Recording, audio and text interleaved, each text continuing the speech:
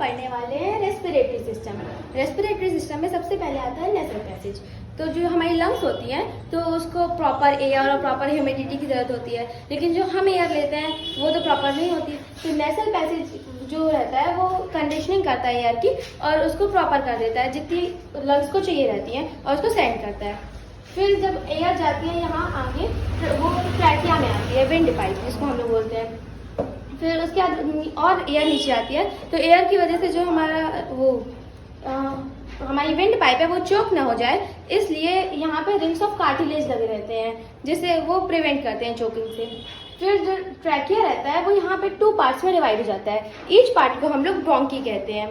फिर जो ब्रोंकी रहती है वो भी डिफरेंट पार्ट्स में डिवाइड हो जाती है, जिसको हम लोग ब्रोंक्यूल्स कहते हैं। जो ये ब्रोंक्यूल्स रहते हैं उसमें बलून लाइक स्ट्रक्चर होते हैं, जिसको हम लोग एल्वियोली कहते हैं। तो जैसा कि आप जानते हैं कि जो पिछली बार हम लोग ने पढ़ा था कि हार्ट में जो पल्मोनरी आर्टरी के थ्रू ब्लड रहता है वो लंग्स में जाता है, तो वो ब्लड यहीं आता है एल्वियोली में, वो एल्वियोली में आता है।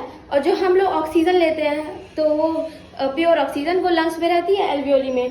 ये तो जो डीऑक्सीडेटेड ब्लड रहता है, कार्बन डाइऑक्साइड जिसमें मिली रहती है, वो डिफ्यूजन के थ्रू एक्सचेंज हो जाते हैं, और ये जो कार्बन डाइऑक्साइड रहता है वो एल्वियोली में आ जाता है, और वो हम लोग फिर बाहर निकाल देते हैं एक्सहेल करके।